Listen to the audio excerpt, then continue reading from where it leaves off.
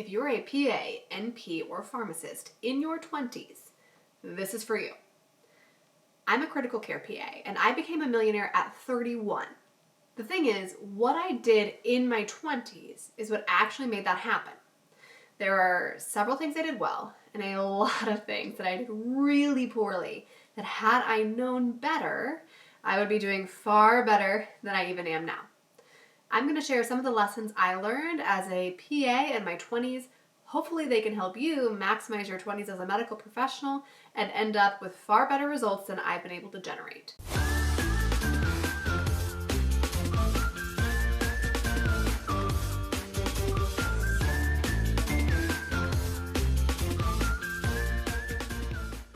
Now, most people that know me think that one of the things I did well was my student loan debt. So for context, I graduated with $161,000 in student loan debt. Pretty common in our world. A lot of it was private, with interest rates as high as 11%, and some federal intermixed. I only knew Dave Ramsey at the time. I had no other reference, no one else speaking to me about what to do with money, and so I decided to take the Dave Ramsey approach and pay it off as quickly as humanly possible.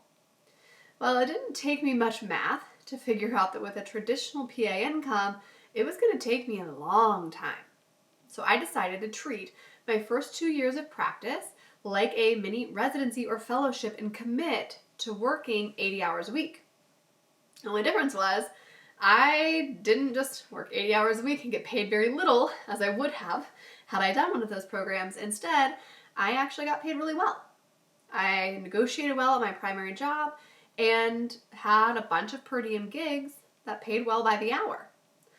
That allowed me to maximize my shifts worked and income for a very short period of time. By doing that and living off of my husband's income at the time, which was $35,000, very frugally, we were able to pay off $161,000 in student loan debt in 16 months.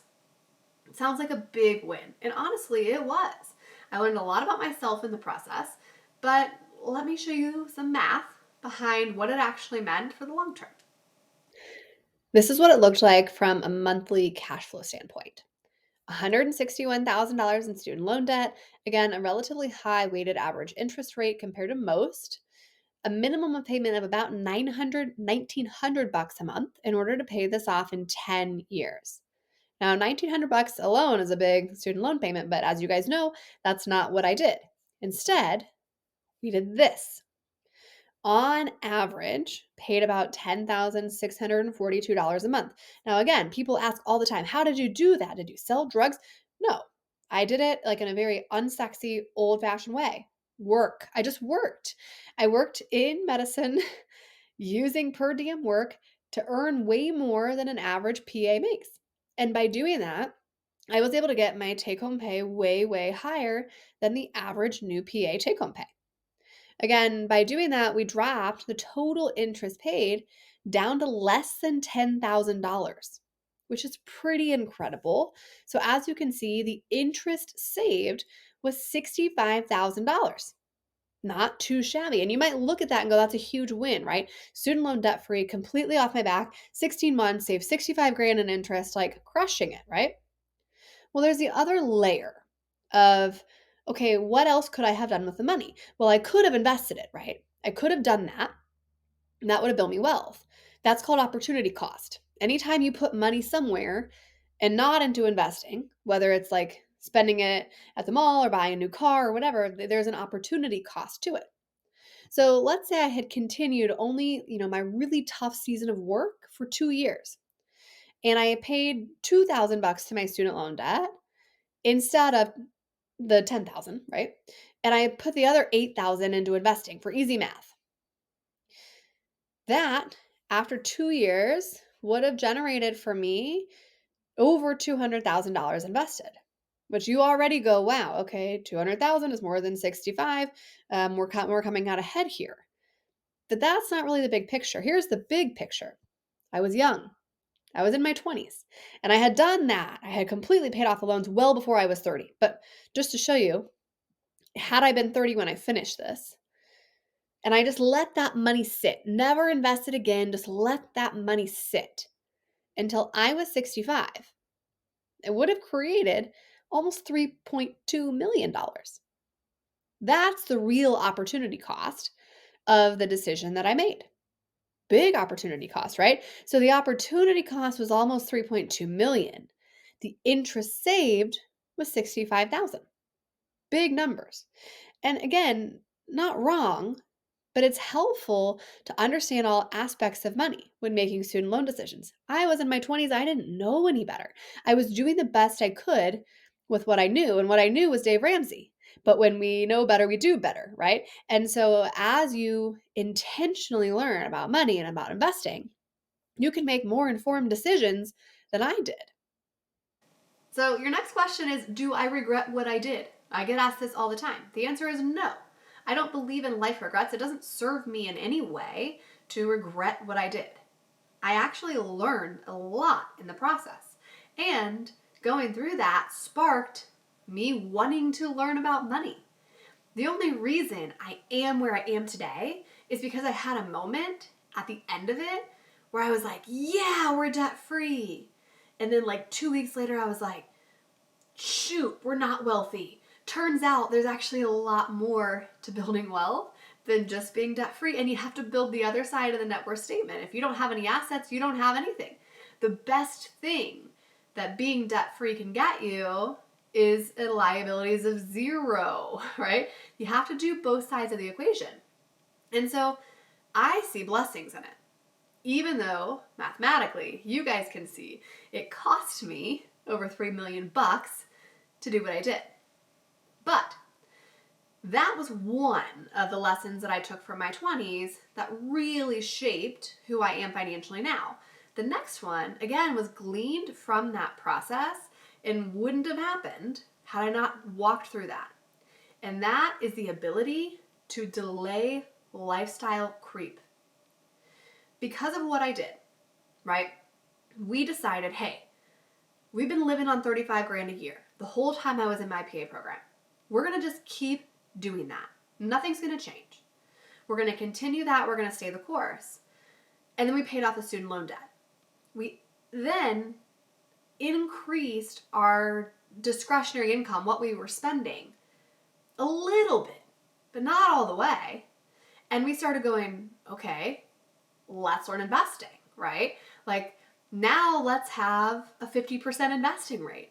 Now let's really start to stack assets and dive into that rabbit hole. The only way that I was able to do what I did with money was because I was willing to have such a high investing rate at the end of my 20s. Had I not had the experience of learning how to delay lifestyle creep, we could not have afforded to do that. Most people, as soon as their income increases, their lifestyle increases too.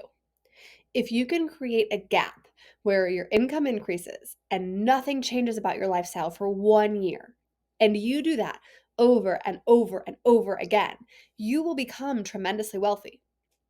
Doing this in my 20s was the thing that allowed me to have a high investing rate. And investing a lot in my 20s was the one thing that changed everything. This is what happens when you start investing early.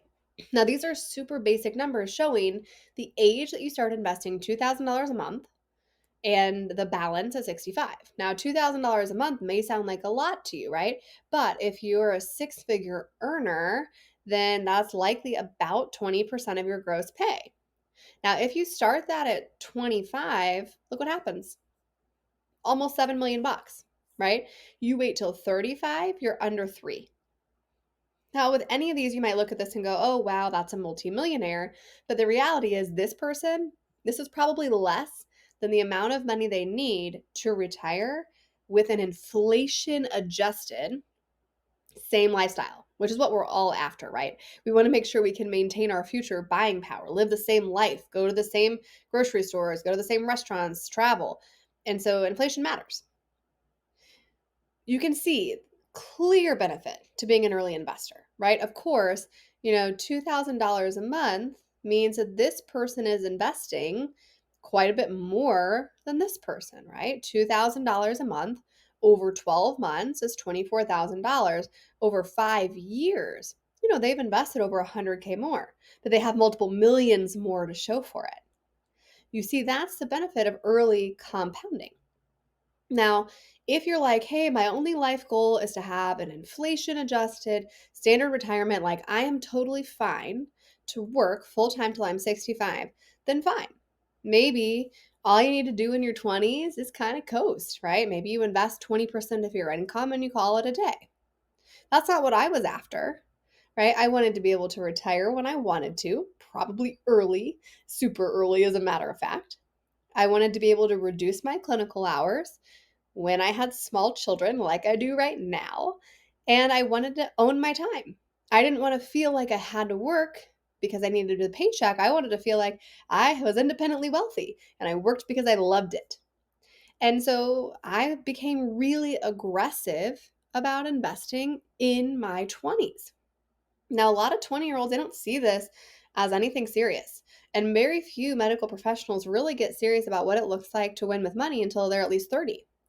And that's okay, but it's very difficult to become a millionaire at 31 unless you start taking this stuff seriously in your 20s, right? And as a result, I'll be financially independent quite literally decades before the average person and be able to be fully work optional, never work again a day in my life if I don't want to. And again, reduce clinical hours when I have a small daughter at home. Those things didn't come from coasting in my 20s. They didn't come from investing 20% of gross. The bigger the numbers you hit early on, the bigger the result.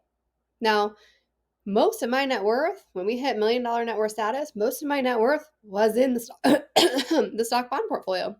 We don't have a super expensive primary residence. Cars are inexpensive. So most of that was income producing assets.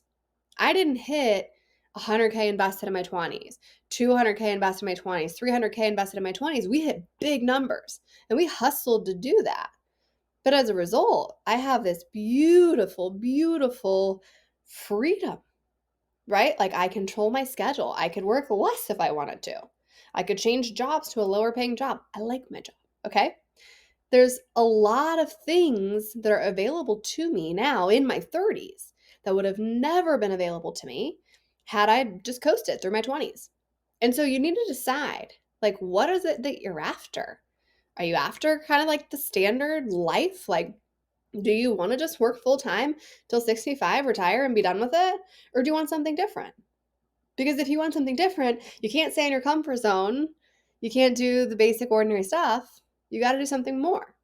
And the something more changed my life. I mean, if there is anything I regret about my 20s, it is by no means hitting those big investing numbers early. For me, that was the ticket to freedom.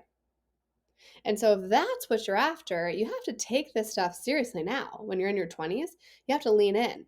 You need to get help, you need to get the right system, and you need to get a plan in place. Because the longer that you wait, the more it becomes mathematically impossible. Okay?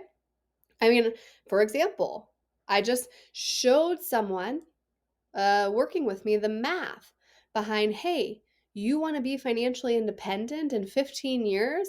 Here's the math. With stock bond investing, it's not mathematically possible. You would have to invest more than 100% of your income. And it's only because you waited so long to hit the big numbers because you're X age and you have this small portfolio, right? If you had hit that portfolio 10 years sooner, if you had taken this seriously 10 years sooner, we'd be having a totally different conversation. That's what happens when you take advantage of your 20s and choose not to coast. It's really hard to convince someone in their 20s to take it seriously, but it's really easy to convince someone when they're 33, like me, looking back to go, oh yeah, man, that was worth it, right? Because most folks, they don't have the option to do what I'm doing. And I'm endlessly grateful to my 20-something-year-old self for giving me this gift.